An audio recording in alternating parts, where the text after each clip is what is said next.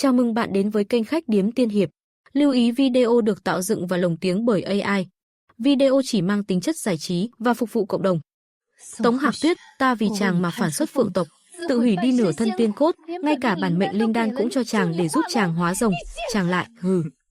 Nếu không phải để lừa lấy nội đan của cô giúp Lưu Niết Bàn, bản quân việc gì phải giả tình giả ý với cô như vậy, ngôi vị Long Hoàng này, không có cô ta vẫn ngồi vững vàng.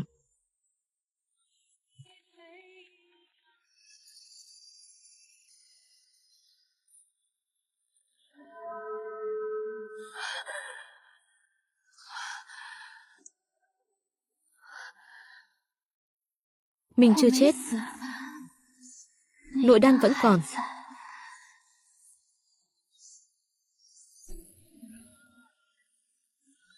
Đây là đại điện Long tộc.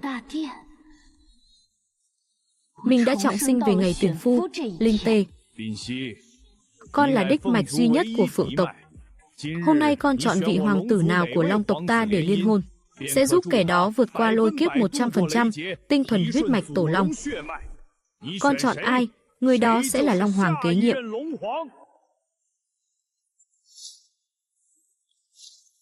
Phụ hoàng, Nhi thần ngoài Vân Khê thì không cưới, nhưng người Nhi thần yêu nhất chỉ có Lưu Ánh. Chúng con đã lập lời thề với thiên đạo, đời đời kiếp kiếp không rời xa. Nghịch tử, một con gà rừng mạo xưng phượng hoàng giả mà cũng dám dòm ngó ngôi vị Long Hoàng sao? Bản hoàng bây giờ sẽ giết ả, phá bỏ thệ ngôn này.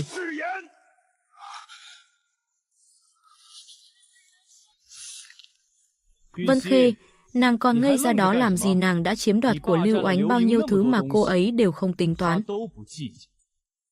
Ta bây giờ nguyện hạ mình cưới nàng làm bình thê. Đã là nể mặt nàng lắm rồi, còn không mau cầu xin phụ hoàng. Bình thê cái giọng điệu này, xem ra chàng cũng trọng sinh rồi, kiếp trước hút cạn máu thịt của ta để đăng cơ. Kiếp này nghĩ là đã ăn chắc ta sao, vừa muốn ngôi vị Long Hoàng lại vừa muốn bảo vệ Bạch Nguyệt Quang của chàng. Tống Hạc Huyền, chàng đừng có nằm mơ, huyết mạch chàng ngay cả một đạo lôi kiếp cũng gánh không nổi, chẳng qua chỉ là một con trạch thối giúp bùn mà thôi. Linh Tê công chúa bớt giận, đứa nghịch tử này bị điên rồi, chỉ cần con nguôi giận, mặc cho con xử lý. Việc liên hôn của hai tộc Phượng Long tuyệt đối không thể bị ảnh hưởng.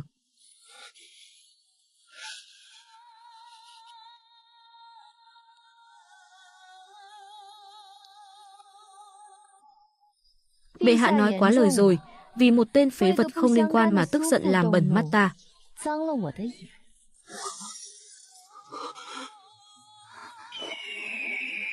Bệ hạ, phu quân của ta đã chọn xong rồi. Người ta muốn gả là hắn.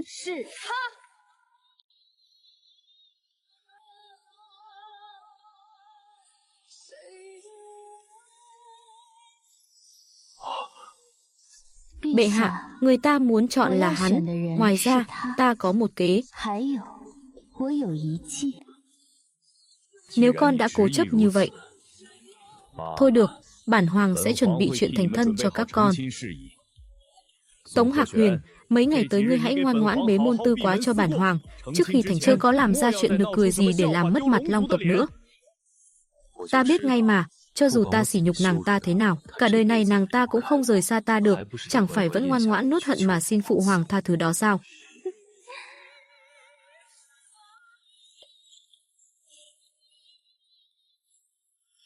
Chân long của kiếp trước, kiếp này cũng đến lúc đổi người làm rồi, đều lui xuống đi, Vân Khê ở lại.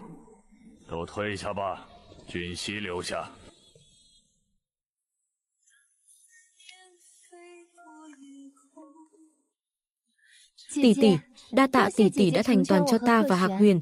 Nếu cha mẹ đã khuất của ta trên trời có linh thiêng, thấy chúng ta có thể ở bên nhau, trong lòng nhất định cũng vui mừng.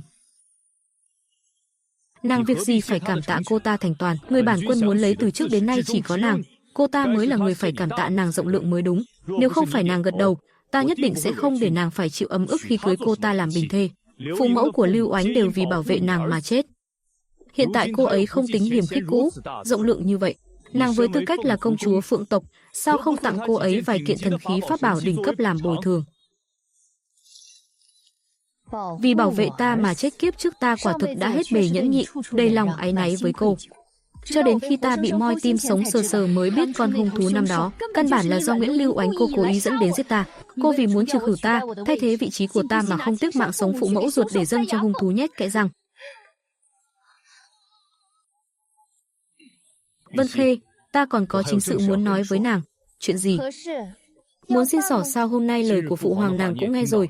Lưu Oánh nàng ấy pháp lực thấp kém, sau khi thành thân dọn vào Đông Cung khó tránh khỏi bị người ta bắt nạt. Ồ, bình thường chàng lấy thần khí pháp bảo đỉnh cấp từ chỗ ta tặng cho cô ta còn ít sao treo đầy, trên người có thể làm lá chắn được rồi. Cái lòng cùng này, từ trên xuống dưới còn ai dám bắt nạt cô ta? Pháp khí là vật chết, sao có thể sánh bằng pháp lực bản thân? Ta muốn mượn nội đan của nàng dùng một chút.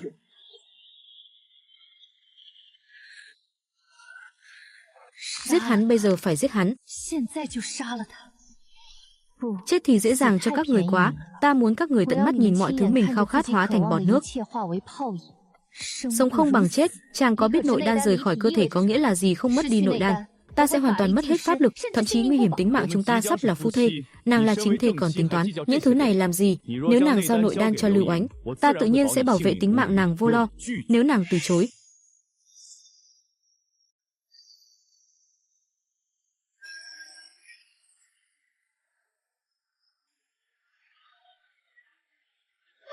mau cứu ta.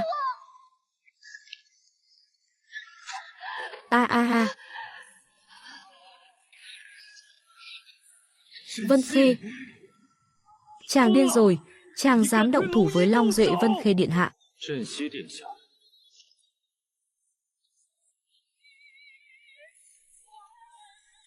Phụ hoàng bảo ta đến tìm nàng.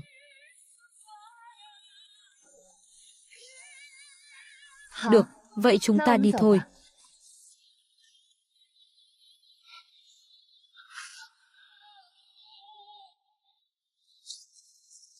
Khoan đã.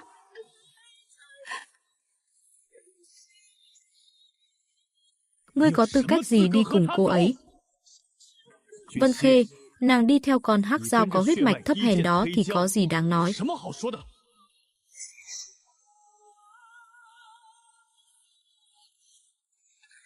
Thiếu niên này tương lai chính là phu quân của ta rồi, tự nhiên là có chuyện để nói với ta.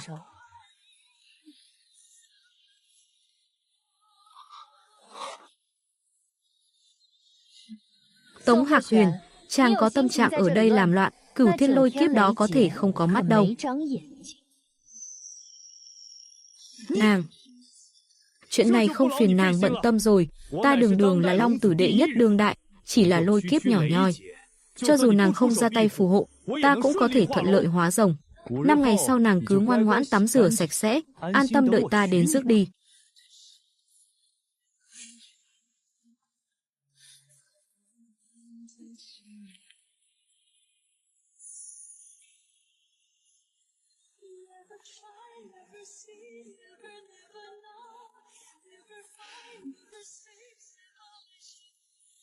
Lục Tinh Trì, Long Hoàng đã nói với huynh rồi sao?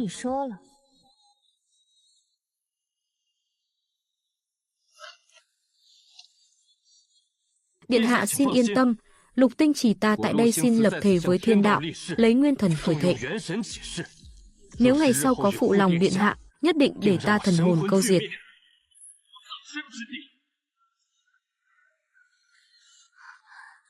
Kiếp trước, Tống Hạc Huyền đòi hỏi vô độ lại chưa từng cho ta một câu hứa hẹn. Thiếu niên hắc dao này lại không do dự dâng lên lời độc thệ bằng nguyên thần trung thành.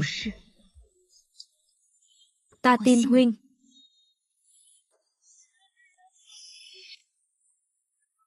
Điện hạ, người mau đi xem đi. Tống công tử, đại nhân hắn muốn chặt cây ngô đồng mà người trồng cái gì?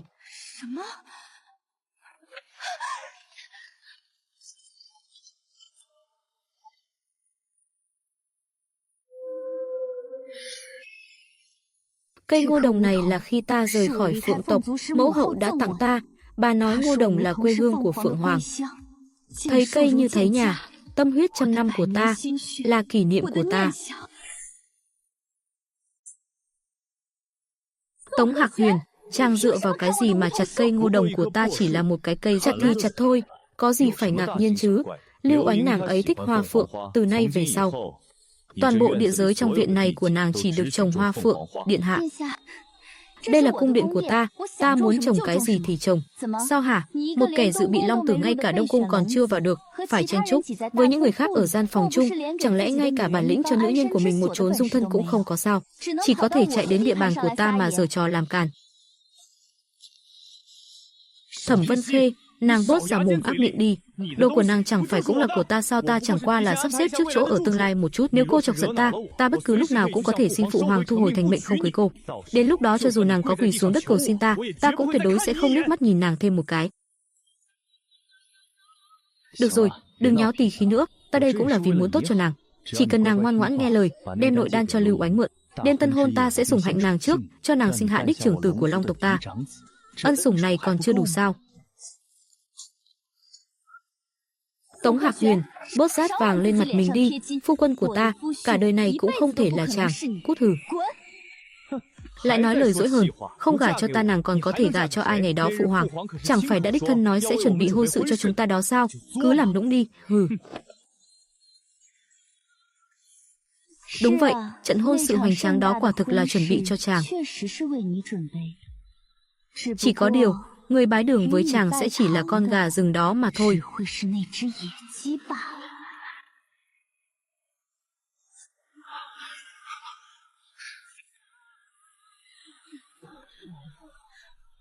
Vân Khê, lôi kiếp lần này đành nhờ cả vào Phượng Dực và nội đan của nàng rồi. Hiện giờ Lưu Oánh cũng theo sát bên ta, đợi khi ta hóa rồng đăng cơ. Sau này ta cũng sẽ nhớ đến điểm tốt của nàng, mà quan tâm chăm sóc nàng thêm.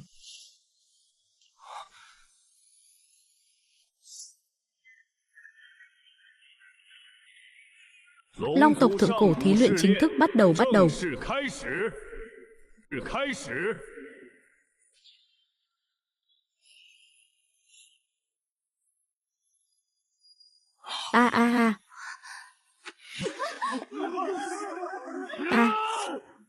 Ngọc quyết tượng trưng cho Phượng tộc Hoàng Phu. Tại sao ngọc quyết của Phượng tộc Hoàng Phu lại ở trên người con hắc dao ti tiện như ngươi?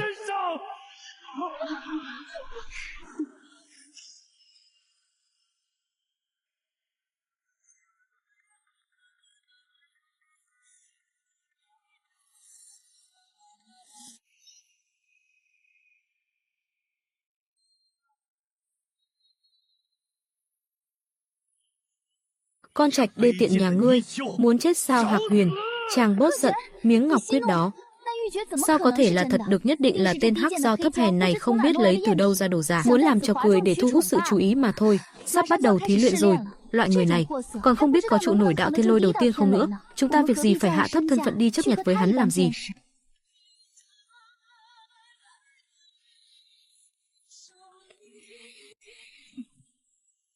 Nàng nói đúng, chỉ là con kiến hôi thôi. Đợi lúc thí luyện bắt đầu, hắn ngay cả cho cũng không còn. Hàng giả sao? Tống Hạc Huyền, chàng cứ việc tự lừa mình dối người đi, lát nữa lôi kiếp giáng xuống. Hy vọng chàng vẫn có thể cười tự tin được như vậy. Hóa Long chỉ đã mở, chúng long tử thí luyện bắt đầu. Huyết mạch long tộc ta quả thực là một đời không bằng một đời rồi.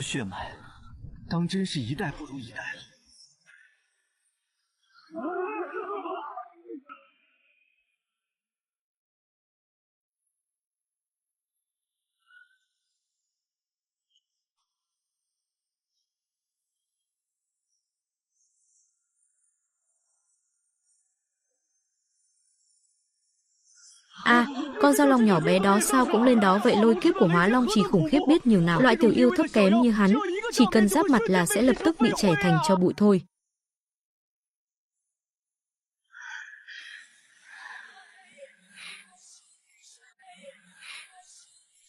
Đừng sợ. Nàng còn không yên tâm về thực lực của ta sao? Hơn nữa, còn có Thẩm Vân Khê ở đây. Có nàng ấy ở đây, nhất định sẽ dùng bí pháp Phượng tộc liều mạng bảo vệ ta, tuyệt đối không trơ mắt nhìn ta thất bại đâu. Nàng cứ an tâm đợi ta hóa rồng đăng cơ. Phong phong quang quang rước nàng đi. Lưu Oánh, nàng đang làm gì vậy? Chúng ta đã nói xong rồi, nàng chỉ cần ở bên cạnh bồi tiếp ra khỏi cơ thể sẽ hủy hoại tu hành sau này của nàng. Hạc Huyền, Ta biết pháp lực mình yếu kém, không có huyết mạch cao quý như công chúa Phượng tộc, nhưng ta luôn muốn làm chút gì đó cho chàng. Hãy để viên nội đan này, thay ta giúp chàng độ kiếp đi. Nội đan của con trĩ tinh đó thì có tác dụng gì chứ? Ngay cả một giây của lôi kiếp cũng chống không nổi, sẽ bị đánh nát thôi. Xem ra là chân ái nha. Tống Hạc Huyền này, rốt cuộc có mị lực gì? Cô ta ngay cả mạng cũng không cần. Nếu Tống Hạc không gánh nổi, nội đan của cô ta vừa vỡ là mất sạch pháp lực, chỉ có thể nằm chờ chết. Xì, không sợ chết, chẳng qua là cậy có trấn Tây công chúa gánh vác. Phượng tộc có bí pháp niết bàn, công chúa nhất định sẽ dốc toàn lực giúp hắn chống lại lôi kiếp này. Con trĩ tinh này chẳng qua là mượn hoa hiến Phật, kiếm lợi một cái danh tiếng thân tình mà thôi, cũng không biết tên cặn bã này có điểm nào tốt. Công chúa điện hạ lại một lòng một dạ với hắn như thế, mượn mạng của ta để thành toàn cho chân ái của các người sao? Kiếp trước không hề có cái màn nhả nội đan này.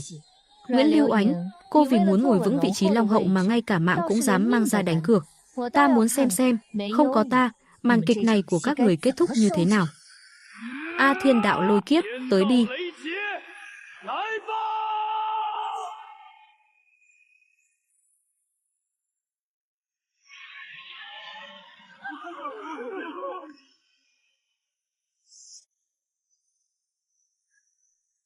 Hắn điên rồi sao lại dám một lần gọi đến 9 đạo lôi kiếp?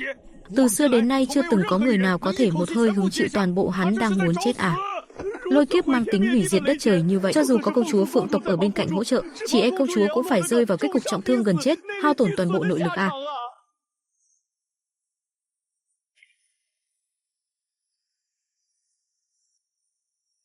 Vân Khê, nàng còn đợi gì nữa? Nàng còn chờ cái gì? Mau tới giúp ta độ kiếp.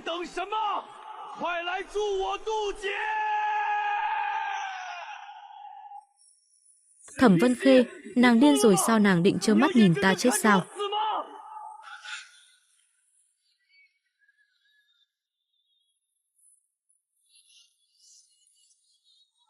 Trò khỉ vẫn chưa diễn xong đâu.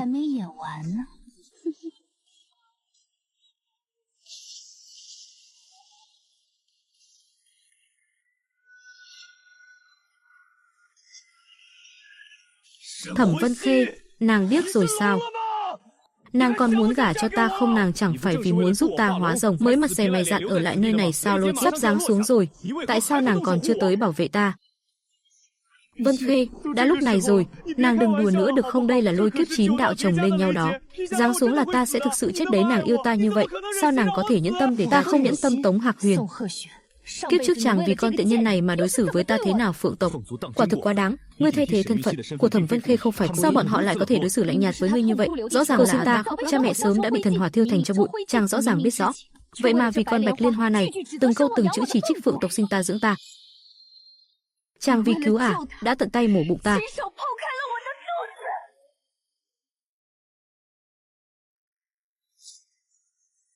Đen chàng băm vằm vạn đoạn cũng không đủ giải mối hận trong lòng ta.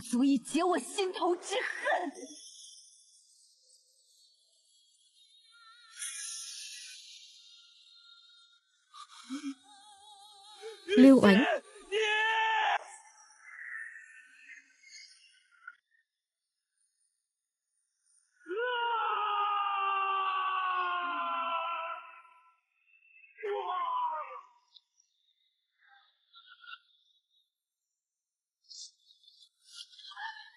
ba,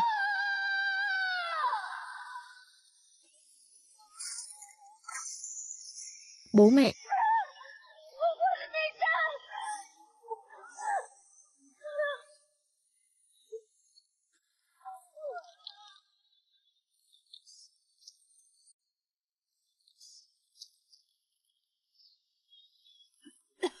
Trời ơi, mau nhìn con trĩ tinh đó kìa. Sao lại biến thành bộ dạng quỷ quái này, thật buồn nôn. Nội đan vỡ rồi, nguyên hình bị lộ rồi, là thứ hàng giả vừa xấu. Không, đừng nhìn ta, cầu xin các người đừng nhìn ta. A Hạc Huyền, chàng cứu ta không muốn biến thành như vậy.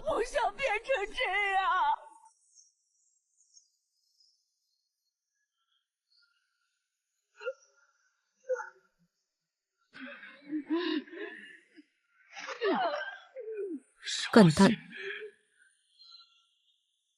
Cứu ta Vân Khê, cứu ta, nàng mau cứu ta. Ta là phu quân tương lai của nàng mà, Sao nàng có thể nhẫn tâm trơ mắt nhìn ta bị lôi đình đánh chết hả? Cứu mạng!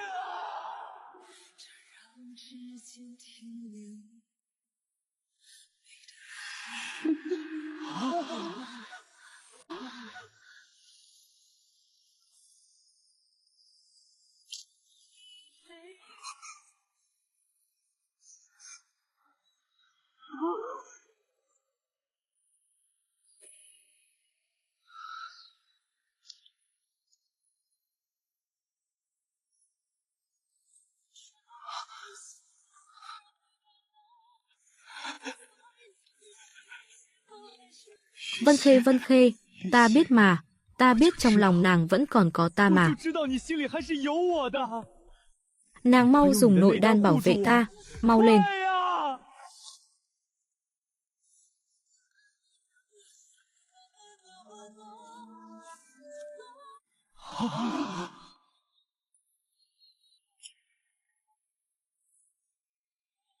Vân Khê, nàng làm cái gì vậy? Nàng lôi kéo tên hắc dao thấp hèn đó làm gì?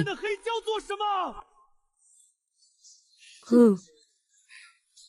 Tống Hạc Huyền, chàng bị sét đánh hỏng não rồi mắc chứng hoang tưởng sao?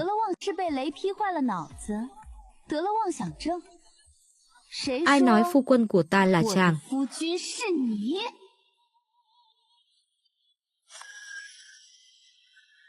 Ta đã sớm bẩm báo với Long Hoàng đại nhân. Người phu quân ta chọn định là Lục Tinh Trì, có phượng tộc Hoàng Phu Ngọc Quyết của ta làm chứng.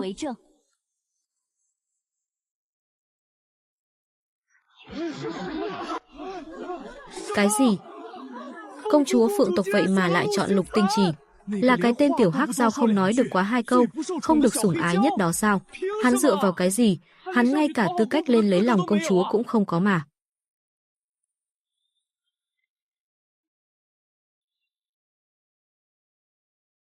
Mama, người ái mộ ta rất nhiều, nhưng họ chẳng qua chỉ đồ vào huyết mạch phượng tộc của ta. Đồ quyền lực to lớn của long tộc sau lưng ta, chỉ có Lục Tinh Trì là thực sự quan tâm đến ta. Chỉ có thiếu niên hắc dao đầy thương tích này, bất chấp thần hỏa giật trời và cấm chế, quỳ gối trong tuyết. Nếu không phải kiếp trước chàng không màng sống chết liều mạng nhặt xác cho ta, 10 ngón tay đầm đìa máu tươi bới móc trong đất đá lạnh lẽo, ta đều không dám tin thiếu niên luôn lặng lẽ nhìn ta, vừa chạm mắt đã đỏ mặt này, lại yêu ta sâu đậm đến thế. Vân Khê cứu ta. Ta không những muốn làm Long Hoàng, ta còn muốn làm Long Hoàng cường đại nhất ngàn vạn năm qua, đem nội đan của nàng mượn ta, mau lên. Kiếp trước chàng chỉ dám dẫn 3 đạo lôi để thỏa mãn lòng hư vinh của chàng. Ta lén lút vận chuyển niết bàn đại pháp, dùng nội đan của chính mình gồng mình bảo vệ chàng, để chàng trở thành Long Hoàng truyền kỳ vạn người không có một. Nhưng cái giá phải trả là nội đan của ta tổn thương nghiêm trọng, để lại ám tật. Đau đớn dòng dã gần 200 năm. Tống Hạc Huyền, kiếp này chàng quá tham lam rồi, có kinh nghiệm từ kiếp trước, chàng tưởng lần này có thể dẫm lên ta mà leo lên vị trí cao, lại bất chấp tất cả, một lần kéo xuống 9 đạo lôi kiếp từ đầu đến cuối. Người chàng để tâm chỉ có chính chàng, chàng căn bản không thèm để ý xem ta có vì giúp chàng hứng chịu 9 đạo lôi mà trọng thương hay không, có bị di chứng hay không, chàng căn bản không có trái tim.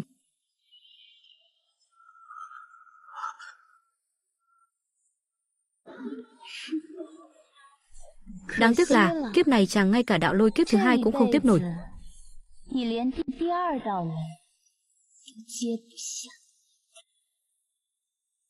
Sao? Sao?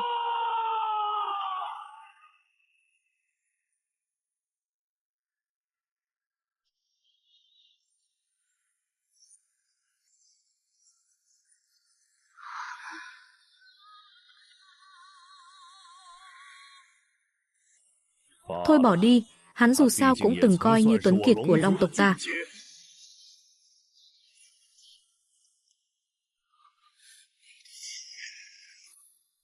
Vớt hắn lên đi.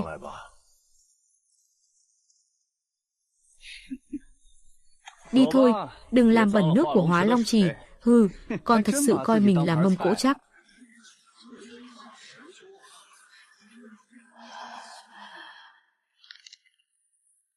Cứu ta. Hạc Huyền, ai tới cứu ta?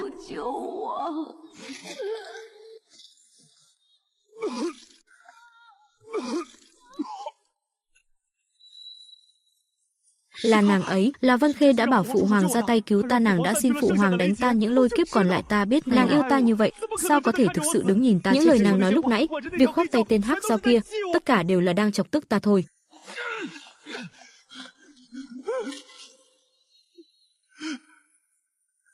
Vân Khê, ta sai rồi, ta thực sự biết lỗi rồi.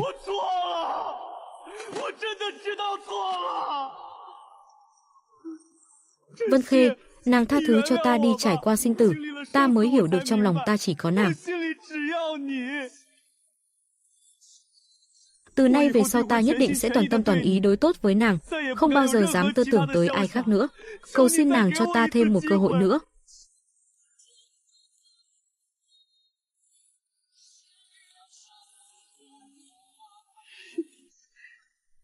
Vậy sao a? À Vân Khê, nàng.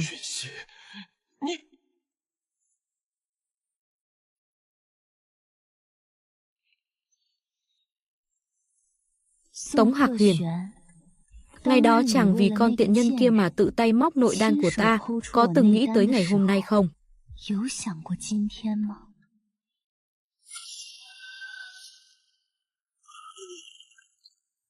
Móc nội đan. Nàng ấy cũng trọng sinh rồi sao? Nàng ấy đã biết hết rồi sao?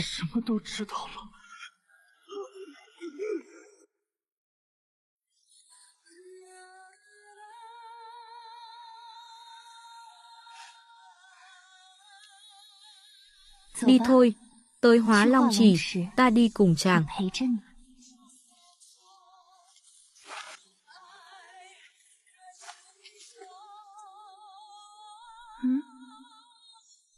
Sao vậy?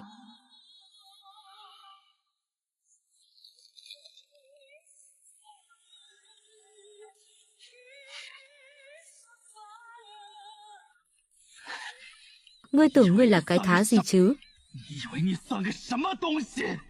Ngươi thực sự cho rằng người trong thiên hạ này đều phải giống như con chó mà yêu thương ngươi sao?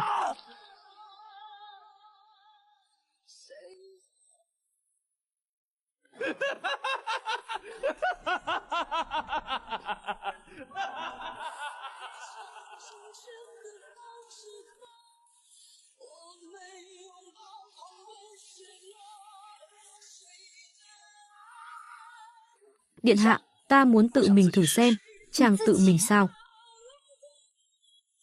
Lôi kiếp này không phải chuyện đùa, ta biết điện hạ pháp lực cao cường, nhưng người là Phượng Hoàng chi thể. Nếu vì đỡ lôi kiếp cho ta mà bị thương, uy lực của sấm sét trong cơ thể người sẽ không thể tự hóa giải được. Ta không muốn người vì ta mà căn cơ bị tổn thương.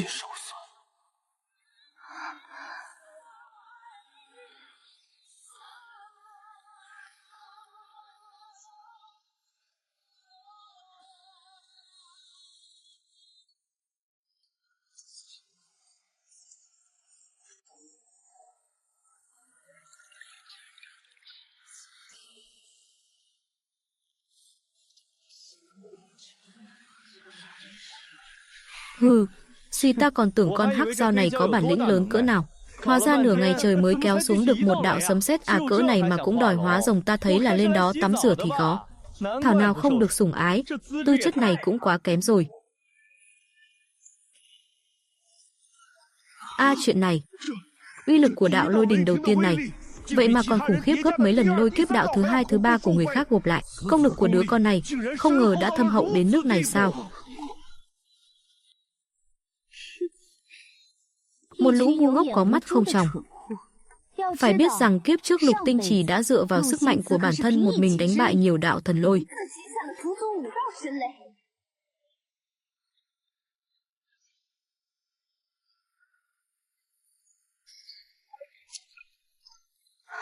Đã 5 đạo rồi, đây là giới hạn kiếp trước của chàng. Đứng lên đi, đứng lên đi.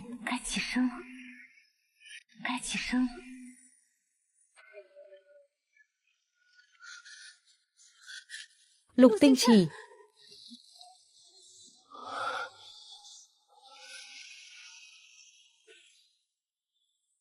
Điện hạ, ta có thể.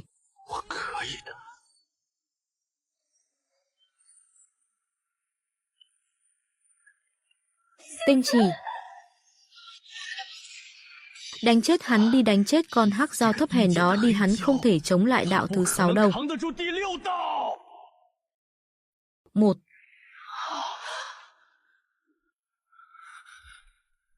Hắn vậy mà thật sự phá vỡ giới hạn kiếp trước, một mình tiếp lấy 6 đạo thiên lôi. Nếu không tính chuyện kiếp trước Tống Hạc Huyền giở trò gian lận, thì hắn bây giờ chính là người đứng đầu Long tộc xứng đáng không thể bàn cãi.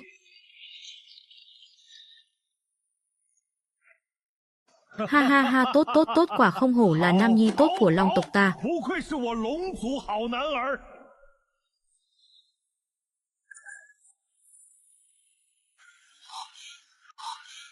Điện hạ, nguy hiểm, mau đi đi.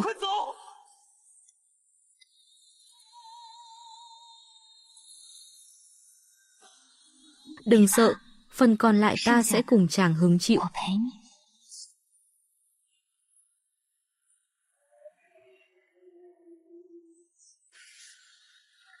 Thật tốt. Lần này, sự hy sinh của ta cuối cùng đã không bị trao nhầm người.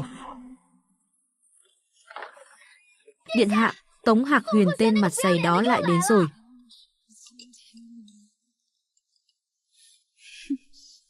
Hắn còn dẫn theo cả Nguyễn Lưu Ánh vừa già vừa xấu đó đến nữa, hắn trước đây trăm phương ngàn kế lợi dụng người, bây giờ sao còn có mặt mũi tới đây chứ? Đàn ông thích, chưa chắc đã là thật lòng thích. Kiếp trước ta mạnh hơn hắn luôn cảm thấy bị lép vế trước ta, lòng tự trọng quấy phá khiến tâm lý hắn trở nên vặn vẹo. Nguyễn Lưu Ánh nhỏ bé đơn độc, chỉ có thể như cây leo dựa dẫm vào hắn. Cực kỳ thỏa mãn chủ nghĩa đại nam nhân của hắn, chỉ tiếc là kiếp này ngôi vị Long Hoàng của hắn mất rồi. Ngôi vị Long Hoàng của hắn mất rồi. Pháp lực mất sạch. Ta muốn xem dưới sự vùi dập tàn nhẫn của hiện thực, hai người này liệu còn có thể tình vững như vàng không? Cá chép ngàn năm vượt vũ môn, nay pháp lực mất sạch. Thế mà lại ngay cả lớp da người cũng không duy trì nổi. Bắt đầu thoái hóa thành cá chép rồi. Hai vị đang diễn vở gì vậy?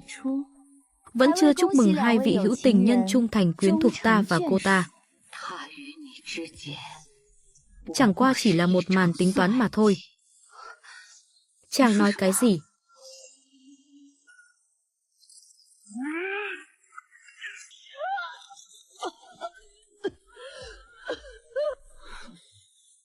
Ta và cô ta sao tính là người hữu tình được Vân Khê? Là cô ta lừa ta, tiện nhân này vậy mà lại hạ tình nhân cổ với ta. Ồ, tình nhân cổ. Đúng vậy, ta là yêu nàng mà, Vân Khê. Nếu không phải dùng tình nhân cổ mê hoặc ta, sao ta có thể mù quáng đi, tổn thương nàng? Đã lén cắt tóc của nàng, dùng tóc của nàng cưỡng ép chuyển tình ý đong đầy ta dành cho nàng sang người Vân Khê. Nàng tin ta đi, tất cả những chuyện này là do ép ta. Tống Hạc Huyền, chàng coi ta là đứa trẻ 3 tuổi sao? Tình nhân cổ nếu muốn khống chế túc chủ, người hạ cổ pháp lực phải cao hơn túc chủ rất nhiều. Chàng cho dù không độ qua được lôi kiếp, tốt xấu gì cũng từng là long tử. Ta một con trĩ tinh, còn con ngay cả nội đan cũng mất, lấy gì ra để khống chế chàng? Là pháp lực của không bằng ta, nhưng đã dùng tóc của nàng Vân Khê, chỉ cần nàng tha thứ cho ta, sau này ta.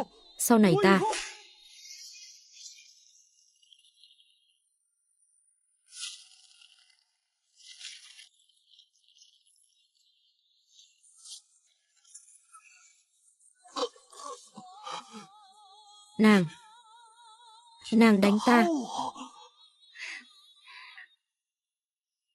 Phải, thì sao nào? Chàng tưởng rằng chỉ bằng một câu bị mê hoặc. Những nhát dao mà chàng chính tay đâm vào ta, những tổn thương đó có thể xóa bỏ hết sao Tống Hạc Huyền? Sự việc đến nước này, chàng tự nguyện cũng được mà bị động cũng đành, đều không liên quan đến ta. Cả đời này chàng chỉ có thể chết dí với con tiện nhân Nguyễn Lưu Ánh này, như loài bọ xít vĩnh viễn sống dưới ống cống hôi thối không thấy ánh mặt trời. Thẩm Vân Khê, ngươi không để ta sống yên thì ta cũng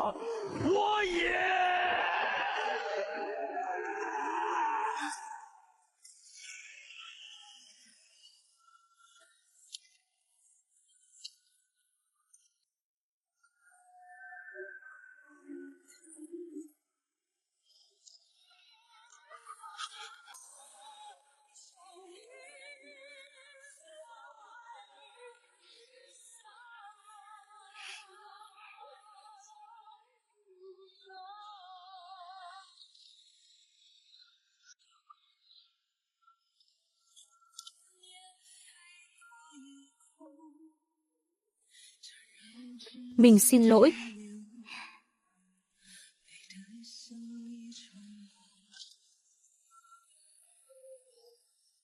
Anh yêu em.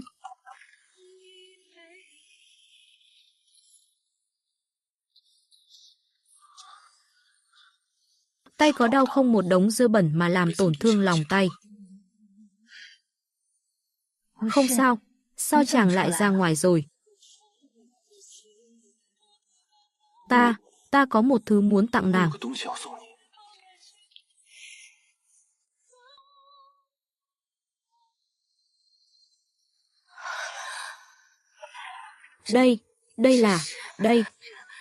Đây là ta đặc biệt đi một chuyến tới Phượng tộc để xin được cây ngô đồng này. Chỉ tiếc là thời gian trước mắt chỉ có thể dùng linh lực thúc đẩy nó lớn cỡ bằng chiều cao hai người. Nàng hãy đợi ta thêm chút nữa, ta sẽ làm cho nó mọc giống y hệt cái cây trước kia.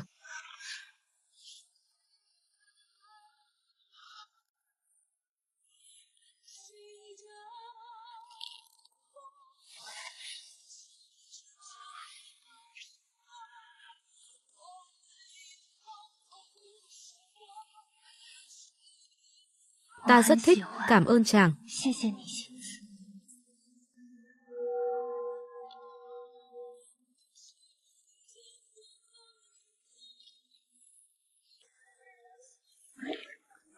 Pháp lực mất hết, chỉ được phân đến con mương đầy bùn thối giữa này.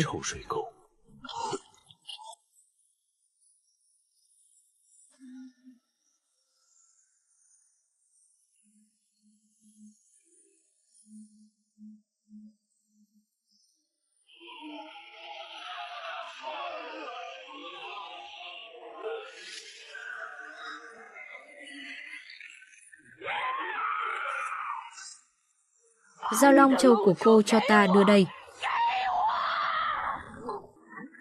Tiện nhân. Ngươi dám sao?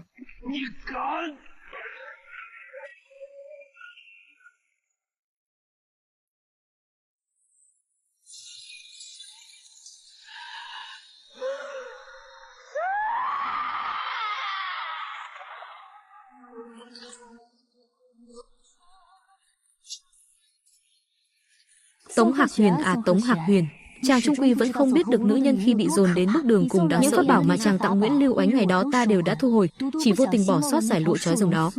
Cái kiểu chết chó cắn chó này ngược lại cũng rất xứng với chàng.